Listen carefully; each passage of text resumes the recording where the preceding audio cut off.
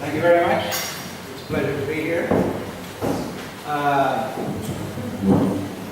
Financialization of oceans, conflicts over fish is what I'll be talking about. And this is sort of new to me, so I have a co-author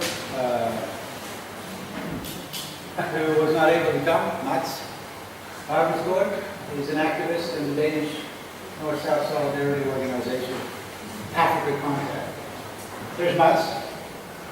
He says hello. Then both Mats and I want to make acknowledgments to not exactly co-authors, but people that have helped us think through this. Carsten Pedersen works with a small fisheries NGO called Massi Fundisa in South Africa and everywhere in Africa. And Seth McKinko is Associate Professor of Fisheries Management at the University of Rhode Island. And I've gained so much inspiration from talking and listening to these people. So, financialization can be defined, and there are many definitions, as a pattern of accumulation in which profit making occurs, increasingly through financial channels rather than through trade and commodity production.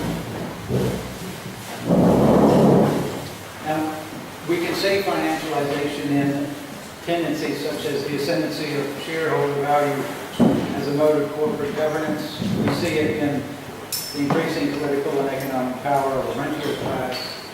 We see it in rapid pace of financial innovation, and we see it in financial flows that dwarf real economic activity.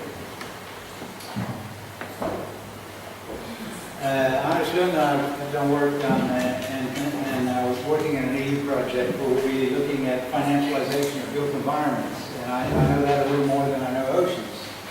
So just to give an example of how financialization penetrates a sector, there's a quote that's 12 years old from something we wrote quite a while back. Well, we say that financialization of land and built environments is a move towards the liquidification of property capital in the form of stocks and securities. The securitization of real estate through real estate investment trust has revolutionized the market for investment in property in a number of ways. Though highly interrelated, the primary characteristics of this radical transformation can be summarized in 4 points. First of all, we see the divisibility of investment as opposed to chunkiness. You don't need to buy a whole building anymore, a whole property. You can buy small parts of it.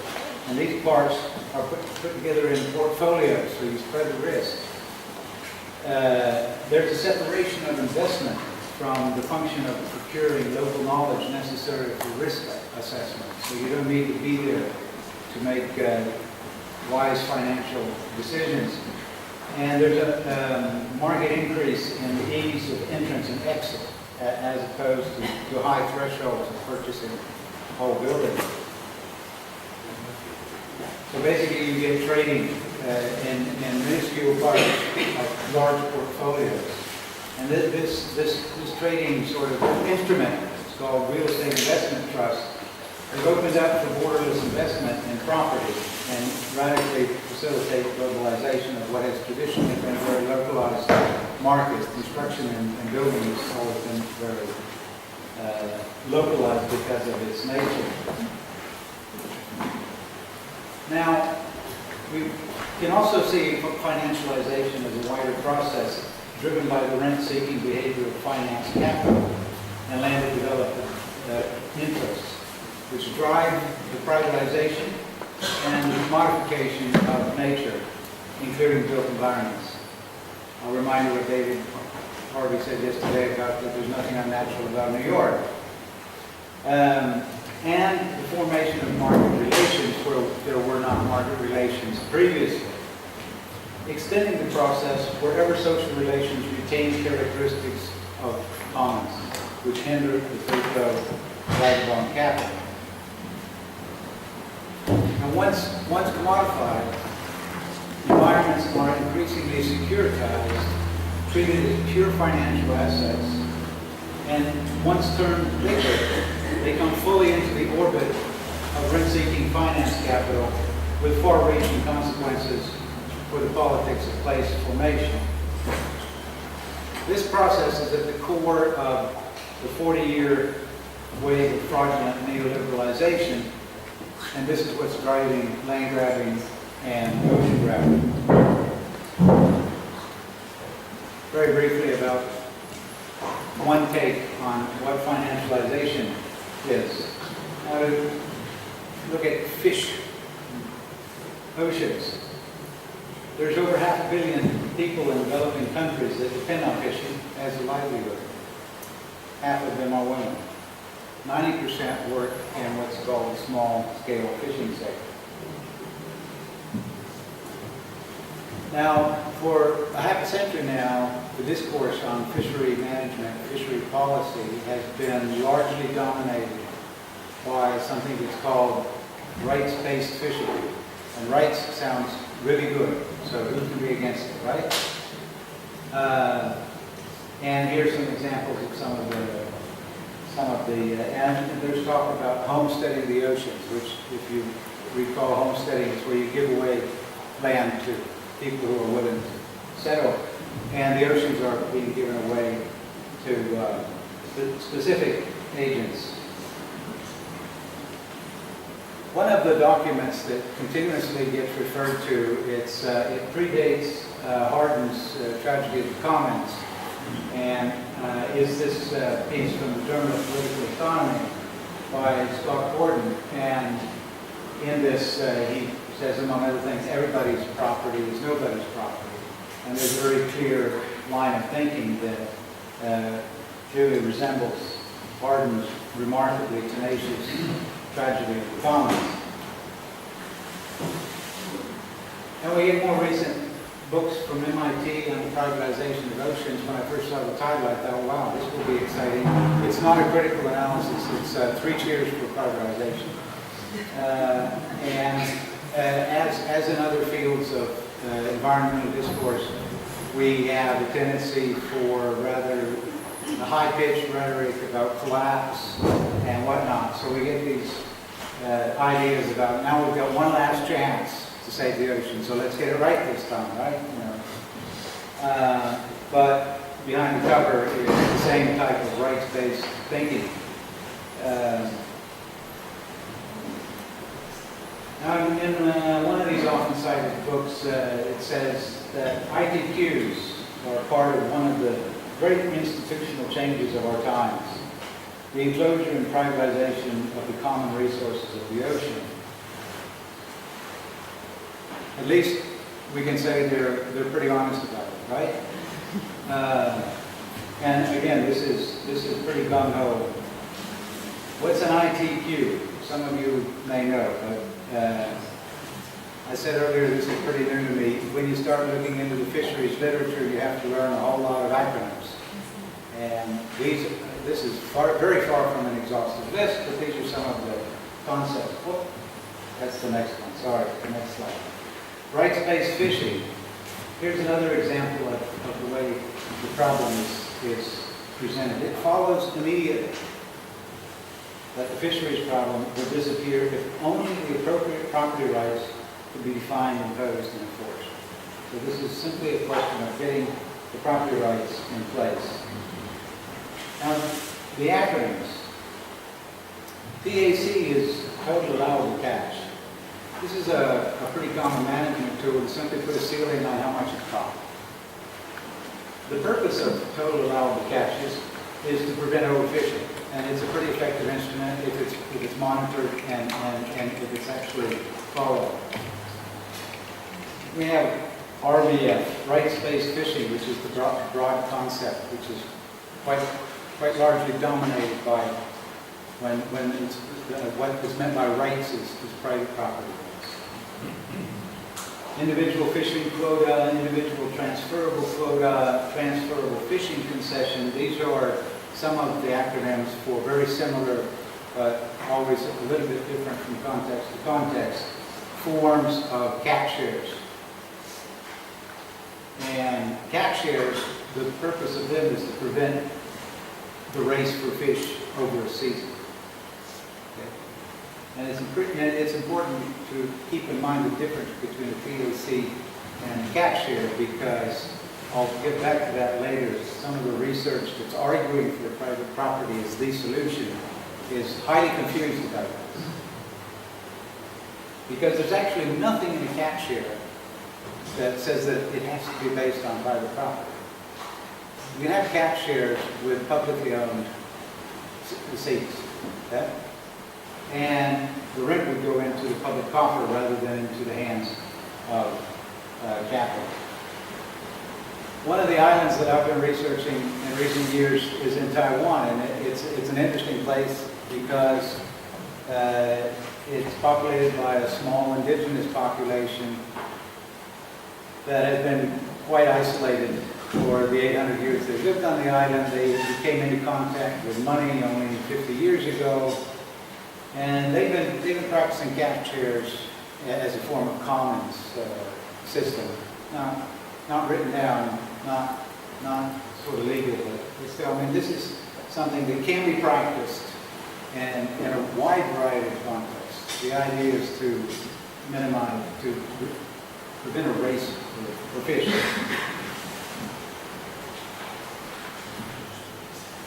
But if we look at the way catch shares have been sort of installed and practiced in country after country,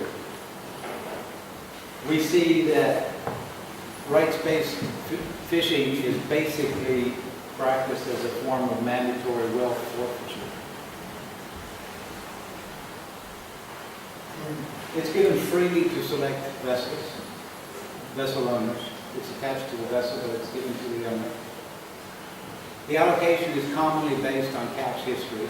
So there's a lot of talk about market, but there isn't any market when it's allocated. It's commonly indefinite, although that's changing in some places to 10, 15-year permits. It's transferable, so this is where the market comes in. Once you've given it away, then the market comes in. And it's wrapped up in an ownership fetish in strategically benign rhetoric. So some of the documents are completely plastered with sustainability and green economy and all the rest of it. This is a map from work by someone we'll look more closely at a few slides later, named Christopher Costello. He's the poster boy now of rights-based fishing and catch shares. And this is a map showing some of the places where ITQs and this type of rights-based fishing have been installed and practiced, sometimes from the early 80s, like Athens. But we also have Norway, the UK, Lithuania, South Africa, Namibia, other countries in Africa, and also, and Denmark as of 2005. Just a couple examples of what happens once these instruments, policy instruments, are installed. And in Iceland, you have a dramatic consolidation, and this you see in every single example, of dramatic concentration of the fishing fleet to fewer and fewer, more and more powerful actors with larger and larger vessels. You can't see that, but the gray circles are the losses and the black circles are gains, and the volume is the total quota share. What's interesting about the Iceland case, and Carl Bendix and Anna Kolsdottir come into this, is the connection with finance and the connection between fishery policies and the financial crisis in Iceland. Their 10 quota holders control over half of all the quotas. That is a relatively low level of concentration. You compare with Chile, where 4 companies hold 92%. Compare with South Africa, where 90% of the country's 30,000 fisher people are totally excluded and go out at night and fish instead illegally, and there are an increasing number of widows. Another example is Denmark, quite recent. They installed an ITQ system in 2005.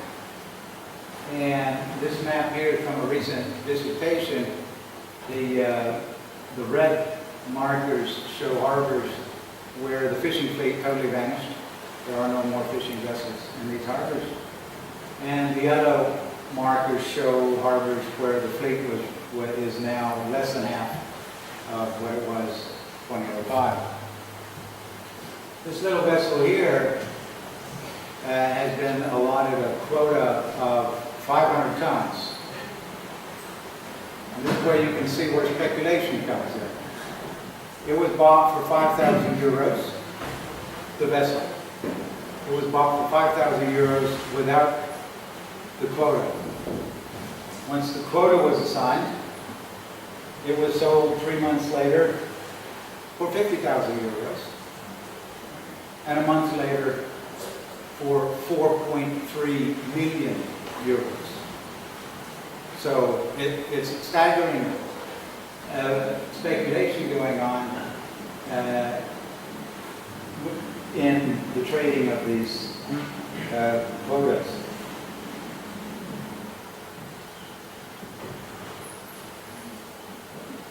I mentioned earlier that rent shares don't have to be based on private property. If it's based on private property, where does the rent go? It goes to the quota holders who got it in the way I described earlier. It was given away and based on cash history. There's a name for that, slipper skippers. They're never in a boat. They may not even see a boat, but they own and speculate on quotas and lease them out. And the actual fishers, in order to get a lease from the owner of a quota, will pay anywhere between 20 and up to 80% of the income for the lease. This is going to the private owner rather than the public coffers.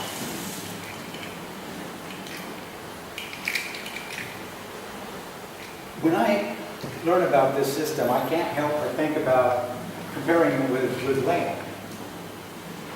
Many of you may have been in Amsterdam. You may not have been aware that 90% of the land in Amsterdam is owned by the municipality. If you've been in Stockholm, 75% of the population live on land that's owned by the municipality. There's an instrument called municipal site leasehold, where not all the rent, because it doesn't quite work that way, but a sizable chunk of land rent comes into municipal coffers and can provide funding for education, healthcare, and whatnot. There is no reason to give away national resources to private capital. Earlier we've had a system with land banking, like in the Netherlands and Stockholm and Sweden and other places. You can have ocean banking, you can have banking of the seas that make it. I know we had this discussion about what are commons, and state property isn't perhaps for some common property, but if we like to think that the state can somehow be captured by the people and sometimes at least represent the people, then it can make some sort of sense. Definitely at least compared with giving it away to private, powerful capital interests. I mentioned Christopher Costello earlier, the poster boy of rights-based fishing. So in order to pull this off at the scale we're talking about, you need to have people like you and I, the intellectuals, stand up and present arguments for this. And this is one of the guys who's presenting the argument for privatization. Now he's careful not to talk a lot about privatization. So it's embedded in things, words like economic incentives and secure tenure and whatnot, market-based approaches. This is what I would call, drawing on others who have coined this term, this is policy-based evidence making. Often in policy circles, it's nice to talk about evidence-based policy making. Of course, we're scientific and we base our policy on facts nice things like that.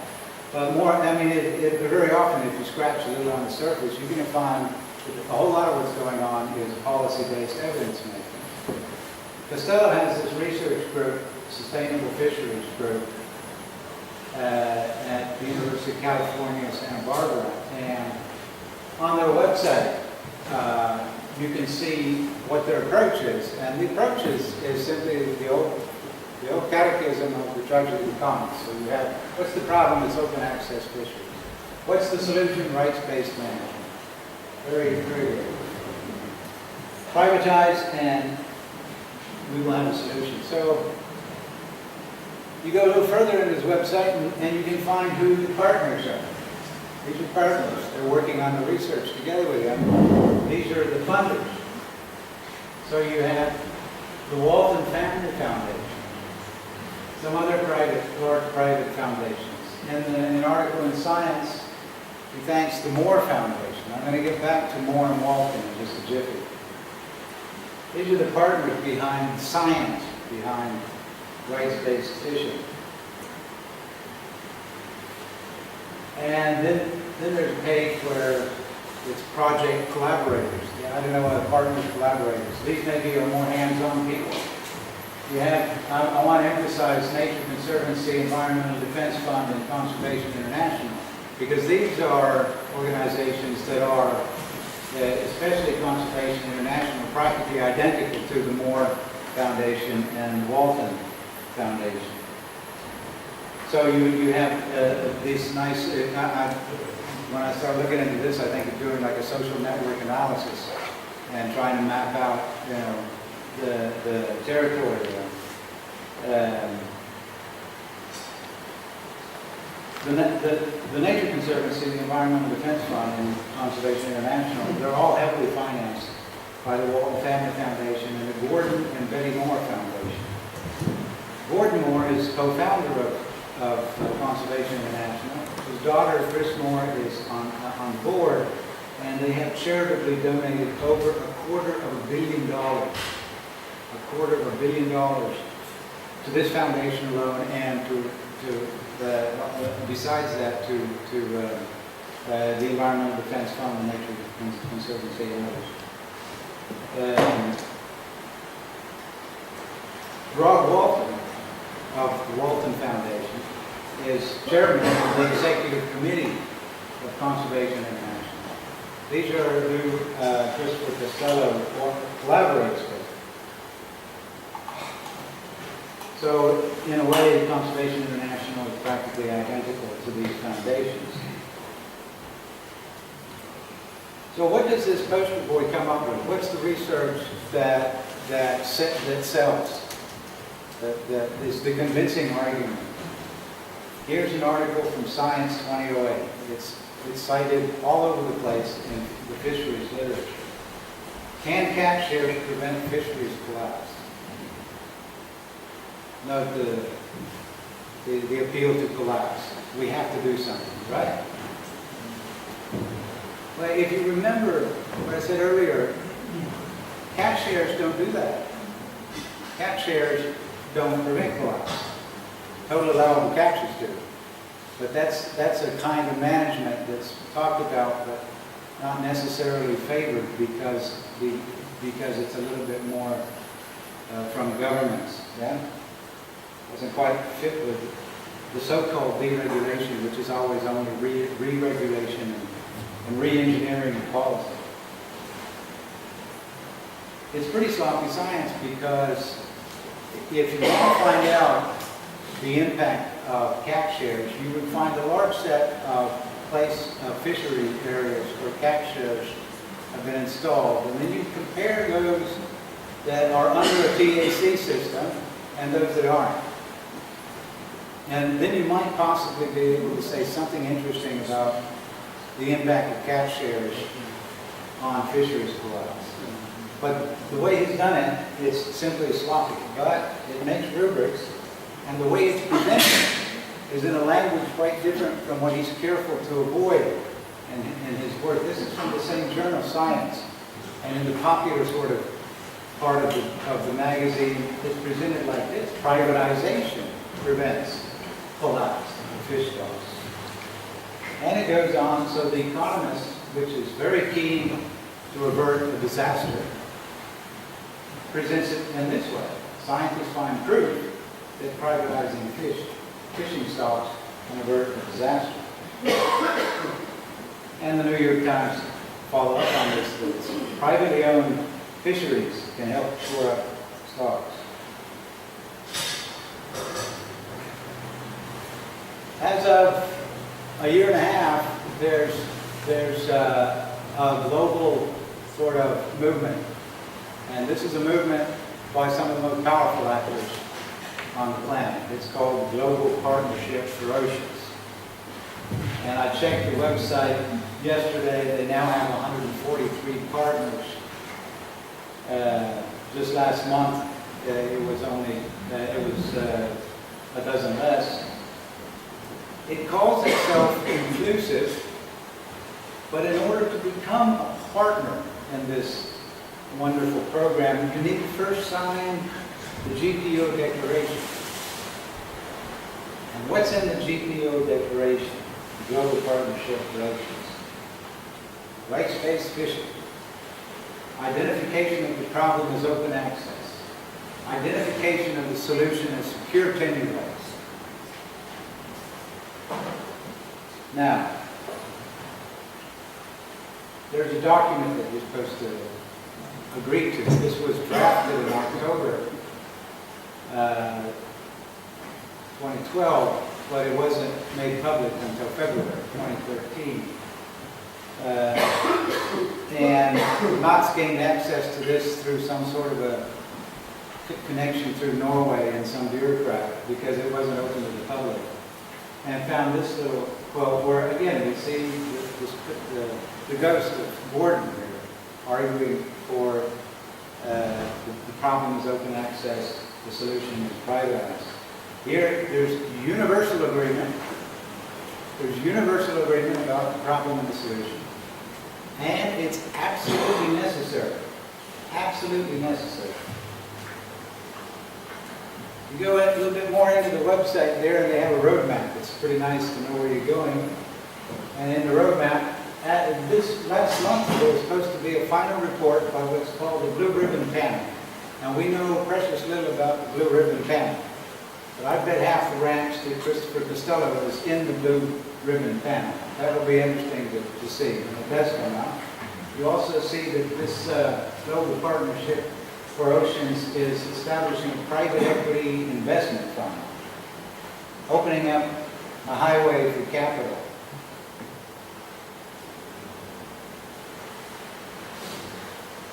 So it seems reasonable to ask whether or not this GPO is a sustainable savior or not. When it was launched in Singapore, hosted by The Economist, the World Bank President Zolik talked about drastic and extensive policy measures and the crisis that's going on in the oceans. And this program is going to be backed up with $1.5 billion in order to pursue these policies, even though they've failed in every country where they've been installed. Or if it's a privatization juggernaut. And again, you look at who the partners are and who's funding this, and you find some of the same actors, Walton, Moore, and others. On their website, they have something that astonishingly resembles what we saw on Christopher Costello's website. These are the partners. Again, the Nature Conservancy, the Environmental Defense Fund. They were real careful with the World Ocean Council not to include the bottom of the logo. The World Ocean Council is pretty convincing, but once you find out it's the International Business Alliance for Corporate Ocean Responsibility, it might raise an eyebrow. Yeah? And if you dig deeper, there's a list of the foundations, and again, you get the Gordon and Betty Moore Foundation and the Walton family. Wall Street has not been slow to respond, so you get things like the mini missions One Earth, market markets company that is again opening up for capital to flow in. It refers to the tragedy of the commons, and it calls individual transferable quotas for community-based, when in fact they're displacing communities all over the planet. But it's this strategically benign rhetoric that helps to sell the agenda. These are some of the services that they provide, and all of it is geared to facilitating the flow of capital. It's basically what you can say, we're moving in the direction of the establishment of a rentier class that's controlling 70% of the world's surface. Sort of like the establishment of real estate investment trusts, but now in the oceans rather than in the cities. So has there been resistance to this? Yes, there has. The World Forum of Fisher Peoples and the World Forum of Fish Harvesters and Fish Workers recently released a document where they are appealing to people everywhere to resist the global partnership for oceans and their policy. It's a 12-page document, something like that. This is sort of like, if you will, the La Via Campesina of the small fisheries of the fishing people worldwide. They represent 10 million small fishers and fish workers globally. We do see some successful resistance. There was a court case in Iceland in 2007 that where the Human Rights Committee of the International Covenant on Civil and Political Rights found that the Icelandic ITQ system broke international law, violates international law, and ordered Iceland to change their policy. In South Africa, there's been huge resistance when 90% of the fishing population was excluded. And again, 2007, there was a successful effort to get South Africa to change its policies. Currently, it's perhaps one of the most progressive policies in the world. Other places like New Zealand and in the U.S., the policy, in order to sort of like respond to the resistance, what's happened is that public funding, tax dollars, have been spent to repurchase what was earlier given away in order to have quotas that can be given, that can be leased to small fisheries. They're quite an expensive learning experience. And they argue that the rights-based fishing is a threat to their livelihood of existence, and that it's actually a fundamental denial of rights. So it's hiding behind the rhetoric of rights when it's actually denying those. A couple photos from South Africa against privatization policies that dispossessed 30,000 fishers directly and 3 or 4 times that indirectly. And as I mentioned earlier, it has been, to a considerable extent, successful. What we need now is sort of a movement against this global partnership for oceans. It's a recent giant that's come up and is heavily funded and has powerful actors behind it, including some that appear to be innocuous, like the World Wildlife Foundation and National Geographic and so forth.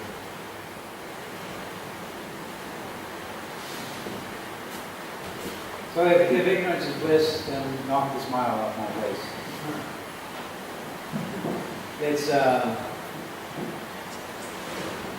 we talked a little bit the last couple of days. It's come up now and then, this thing with purpose. And some my head of department has told me repeatedly that what I do is too political. I put this on my office door. I like finding radical quotes by people who are not sort of immediately associated with radical. I had a quote by Marx or David Harvey on the door. They wouldn't look at it. But Albert North Whitehead, okay. And it's out of character for me not to include a quote by David. But I'll just say thank you for your listening.